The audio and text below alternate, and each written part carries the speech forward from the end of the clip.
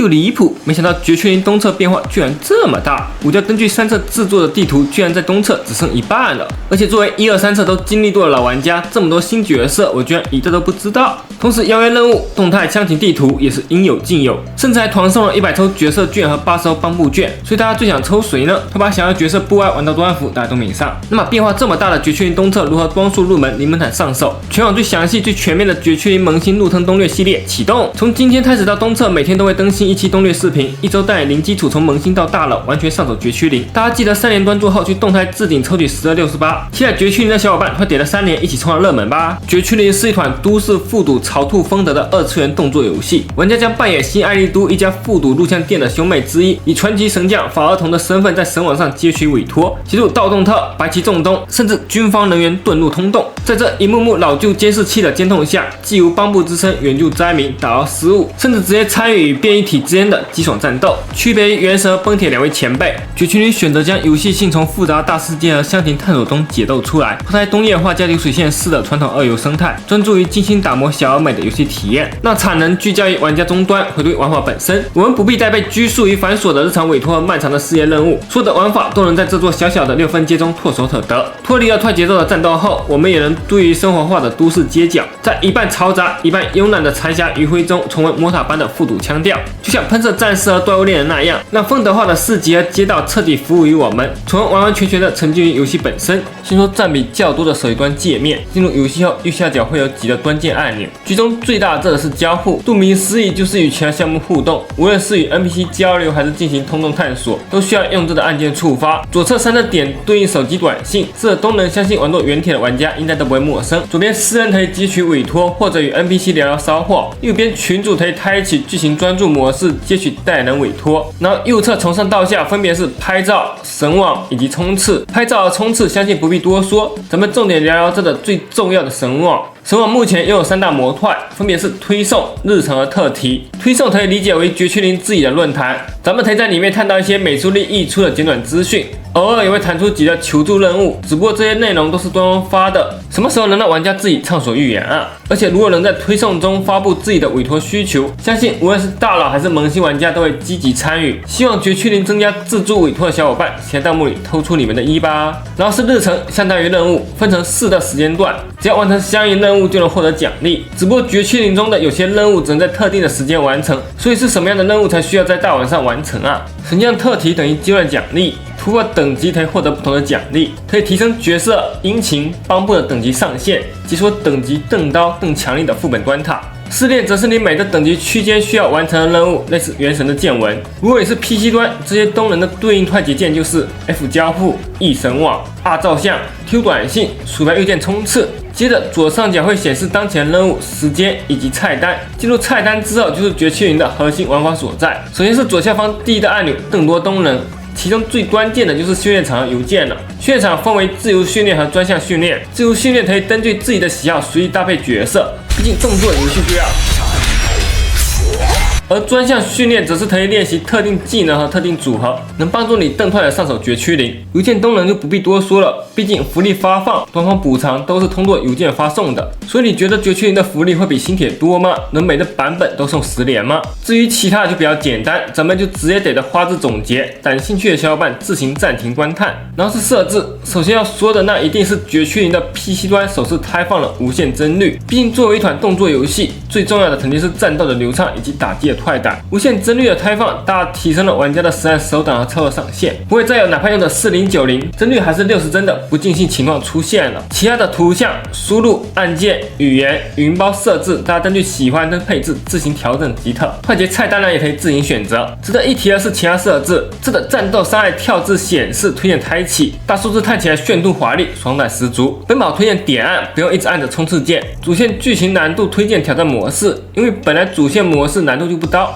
在它的休闲模式那可真是宝巴式了，一刀一的小朋友。动作游戏太简单也不好玩，而且要是实在打不过再开就是了嘛。接着是私信和快捷手册，私信就是前面提到的短信功能，快捷手册则是副本传送门，可以快速传送到你所需要的材料副本，米氏导航全程为您服务。看不懂没关系，对应的是什么东西也用大家熟悉的称呼标注出来了。仓兔应该不必多说，引擎、驱动盘、刷取的材料、获得的物品、使用的道具都存放在这里。代理人则是绝区零的角色，作为二次元游戏的核心，角色品质一定程度上代表游戏的品质。当然，米家的建模还是一如既往的令人安心。所以你的新老婆是谁呢？其次是导航功能，也就是地图。虽然绝区零不是开放世界，也不是像新田那样可探索的箱庭世界，但还是非常用心的设计每张地图，并增加了许多小游戏，还有咖啡厅、拉面馆，生活氛围一下就拉满了。每张地图下方会显示还有多少从街区的支线任务、当前地区待人信息。然后是商城，每个游戏的必备功能，商城有价，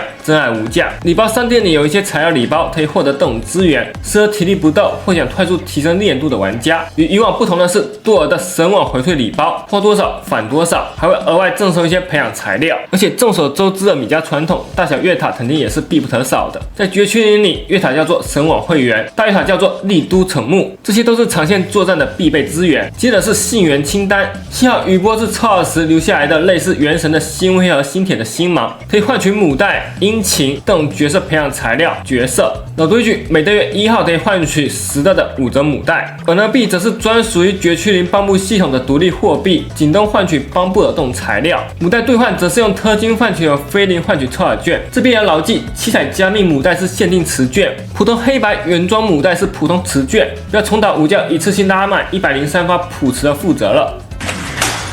接着是底片选斗，熟悉的6的档位，熟悉的648。不过不一样的是，相信此时3连端坐的端斗老爷们，在绝区零里一定能10连双金，一发超尔想要角色。然后是帝都城木，老样子做任务提升等级获取奖励，30级选择大月塔武器。后续攻略里也会详细的解析这5的殷勤的适配角色等换取优先级的。然后是塔的介绍，调频就是塔词，分为4种，目前都是1的 S 带2的 A 级 UP， 独家频段就是角色限定词，基础带率为 0.6%， 保底90抽且有 50% 的带率为当期 UP， 也就是大家熟知的大小保底。殷勤频段则是武器限定词，基础带率为 1%， 保底80抽且有 75%的带率为当期 UP， 这套机制与星球铁道基本类似。常驻频段也就是常驻词，带率与角色限定词类似，只不过没有带有保底，出来的角色都是完全随机的，有时还会出殷勤。而且常驻词与限定词使用的货币是不同的，限定词使用的是加密母带，常驻词使用的是原装母带。大家在兑换的时候千万不要换错了。帮部频段则是3册新增的塔词，之前的帮部也需要抽塔才能获得，只不过是融合在其他的塔词中，3册进行了优化，精心制作的帮部系统直接免费，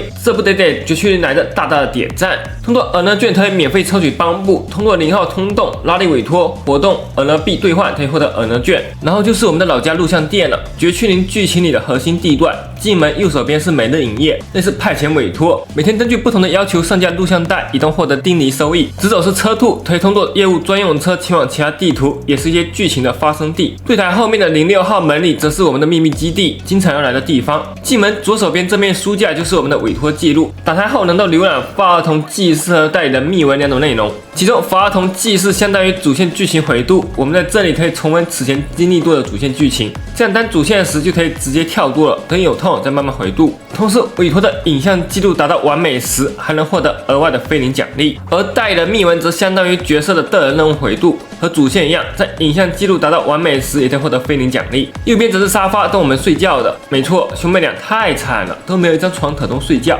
让我们众筹一下3连，为兄妹买床吧。通过休息可以开启新的一天。在前面就是家庭活动日程，讲这么多，肯定有长得帅的小伙伴要问了，菲林怎么获得呀？首先是最常规的每日任务，别的游戏为了保证在线时长，那每日任务做的什么定时刷副本、组队 N 次，全地图乱跑做一些重复的任务，简直比上班打塔还累。结果咱绝区零倒好，每日任务这么简单，上线出门多张塔，右转买碗拉面，再喝杯咖啡，1分钟就能做完，效率比崩铁还快，而且居然还能自选任务种类。在完成4个任务后，当地玩家还能再完成2个任务，只不过这2个任务不会给菲林奖励。在右边是通洞深潜系统，绝区零的战斗大致分为2种。一种是走德子加解谜加战斗的综合探索玩法，一种是直接战斗，突出一个不服就弹。战斗机制的具体内容，大家可以3连端做以后看明天第2期战斗篇详细介绍。篇幅原因，这期就先不细讲了。在通洞深潜系统的主界面，最显眼的就是3种委托了。剧情委托可以直接视为主线端塔，这也是绝区零玩法最为丰富的游戏内容，可以深入体验绝区零世界，感受华尔兹般节奏跌宕起伏的爽快战斗。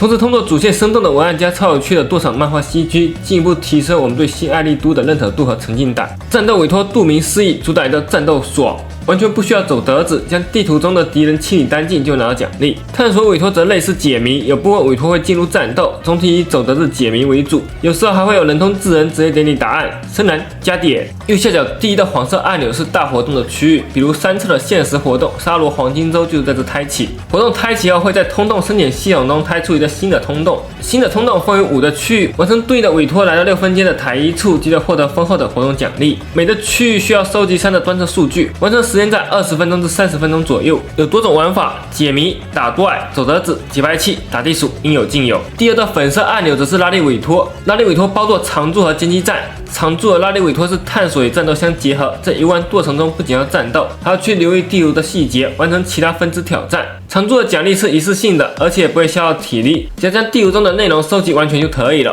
拉力委托的奖励分为3种，包含基础奖励、支线奖励、小塔拉车奖励。想要一次性拿满的话，就得洗地式探索，或者等攻略 UP 喂饭。那么你会选择哪种方式呢？而歼击战则不同，每周都会刷新，而且是一路战斗的玩法，只要不停的打怪就可以了。当然，在歼击战中也会有分支任务，在地图角落里会遇到隐藏的传送门，完成对应的分支任务也能获得奖励，其中比较重要的奖励就是帮部抽考卷。第3个红色按钮包含0号通洞和4鱼防卫战。0号通洞的玩法偏向于肉德，核心玩法就是处理这种事件，收集齿轮硬币，选择不同的敏灰，在完成了一张棋盘的最终挑战后，玩家将会进入下一张棋盘，如此往复，直至完全通关。需要注意的是，每次移动都会逐渐积累压力值，达到100就会获得随机的侵蚀症状，最多获得5次。第5次的底 buff 会非常强力，因此我们最好对地图上的德子做出一定取舍，避免带着一身侵蚀症状去挑战最终 BOSS。然后就是敏灰系统，敏灰分为3个级别，分别是 S 级、A 级、B 级，强度逐次降低。在收集4种相同系统的敏灰后，就能解锁强力的进阶敏灰，对挑战最终 BOSS 有非常大的帮助。此外，除了敏灰系统，咱们还可以通过右下角的作战激烈提升带人的战斗力。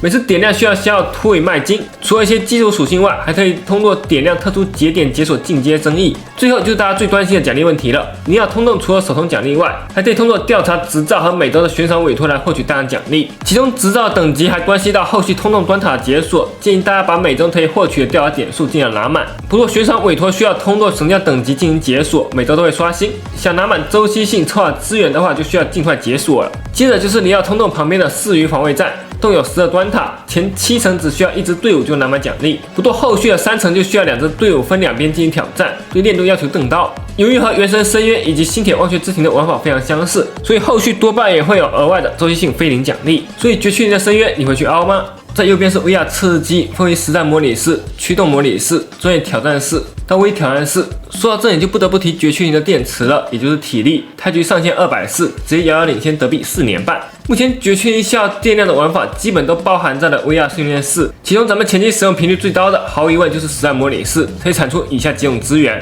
进行挑战前，我们需要挑选自己的塔主，也就是自选想要刷取的材料，每多选取1只怪物就会多消耗20点电量，最多100点，直接多种需求一次满足。其次就是驱动校验室，刷野时除了会掉落对应的驱动盘套装外，还会附带对应等级的调律镀剂，说人话就是驱动盘的升级材料，而且同时还可以充当驱动盘的抽塔资源。值得一提的是，绝区林的驱动盘居然也能靠抽塔获取了，也就是在展架对面的音响店可以使用调律镀剂进行时间抽。我就说为啥打一次驱动校验室居然会消耗60点电量。目前的驱动盘分为3个等级，不过在30级之前，我们能获取的还是以 A 级为主，到40级才能稳定获取 S 级驱动盘。所以武家建议大家前期带一身 A 级就可以了，到40级再给主机刷取对应套装。毕竟绝区林作为一个动作游戏，手部程序带来的加成非常大，一套完美连招也可以大幅提升队伍的整体输出。剩下的2个端塔主要是用来刷取角色的核心技能材料，其中专业挑战室可以刷取核心技能1至3级的材料。敌人是咱们在0号通洞遇到的一些小 BOSS， 遇到3次后就会在专业挑战室解锁对应端塔。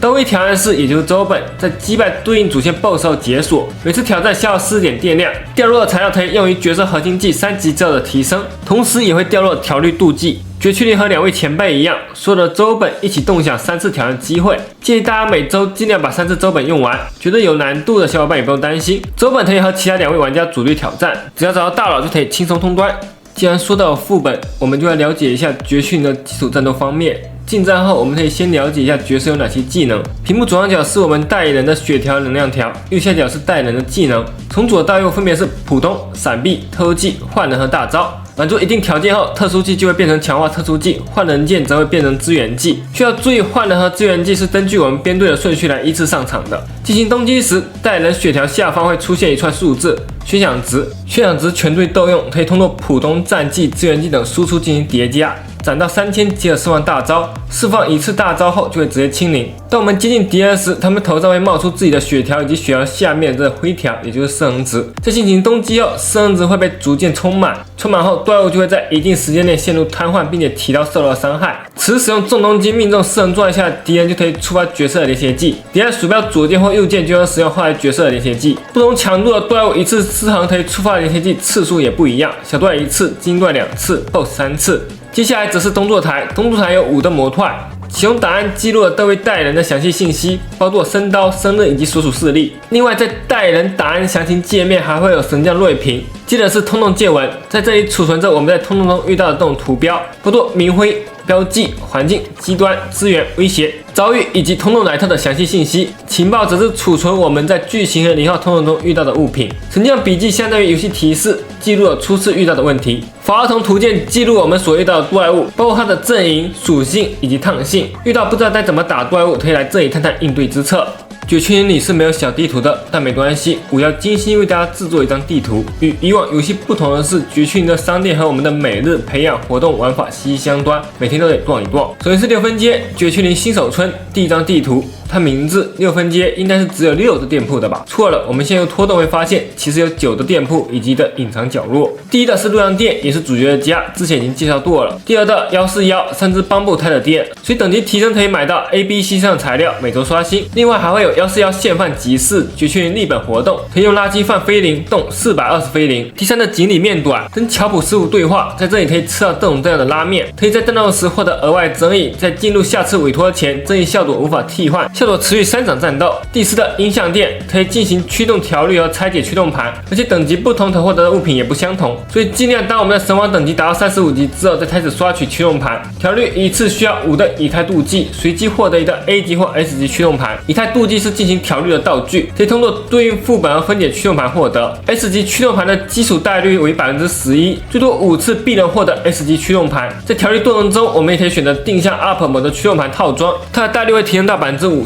另外，绝区营的驱动盘有6个部位，这点与星铁类似。在音像店达到4级时，可以定向选择区域进行调律。需要注意的是，定向调律所需要的以太镀剂是正常调律的2倍。第5的咖啡店，每天必来1杯咖啡，提神醒脑，打动人必备。饮用咖啡后能获得60电量，也就是体力，相当于300体力，真是能量满满。而且部分咖啡在饮用后还能获得增益效果，可以提升不同培养材料的掉落率。当然，好喝也不能贪杯哦。第6的改装店，在这里可以培养改造邦布，邦布也是你战斗的好伙伴，可千万不要忘了。第7的金手指电玩店，现在只开放了2款街机游戏，3册中的蛇对蛇就是贪吃蛇，而4粉犬3更像是洼地小子，这是梦回童年。没想到的是还有街机排行榜，虽说米家游戏没有 PVP 的，而且达成一定里程碑后还能获得非零奖励，心动的小伙伴快来东侧时一决刀下吧。相信东侧后还会有更多的游戏在等着大家，大家可以在弹幕上说说期待玩到什么游戏。而活动模式需要等到有相应的活动时才会开放。第8的也是每日必来的斗斗报摊亭，在这里可以看到城市快报，了解新爱丽都的重磅新闻，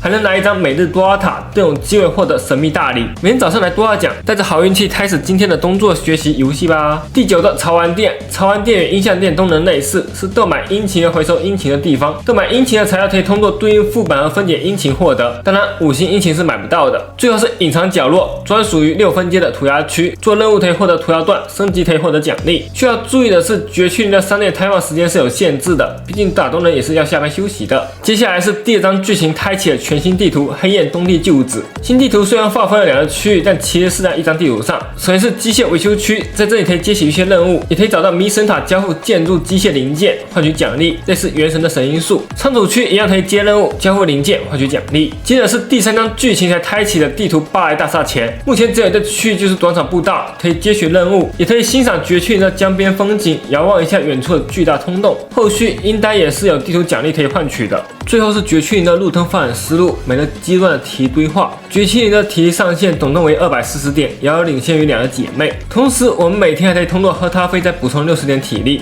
这可是足足300点体力呀！但在15级之前，我们其实并没有太多可以消耗体力的途径，此时不用过度专注体力溢出问题，只需要跟着主线一路走，属于绝区林吉特。在15级后，由于怪物整体强度提升，加上灵药通道的开放，我们可以开始适当养一支好用的3人队。不懂如何配对的，可以3连专注，等待武将的第5期攻略，实战阵容搭配思路，从低配到高配，从前期到后期，但也从萌新到大佬。如果你已经抽出了5星角色，可以对它进行重点培养，等级、突破、武器、技能能升的全部升一片，否则只需要稍微拉下队伍中角色的等级吉特。到了20级左右，平玩家基本上已经攒出了普池50抽，拿下了第一的 S 角色。此时我们就需要根据该角色的定位，为其培养一套好用的属性队或者阵容队，并为其搭配合适的殷勤缺肉盘以及帮部，并且在体力使用的优先级上，同样要以这个 S 角色为主，不要普遍撒网分散培养。而到了25级之后，大量的新关卡逐步解锁，包括驱动刷取、专业挑战室和调律系统都会在此时开放。因为有着我们熟悉的驱动盘这个体力黑洞的存在，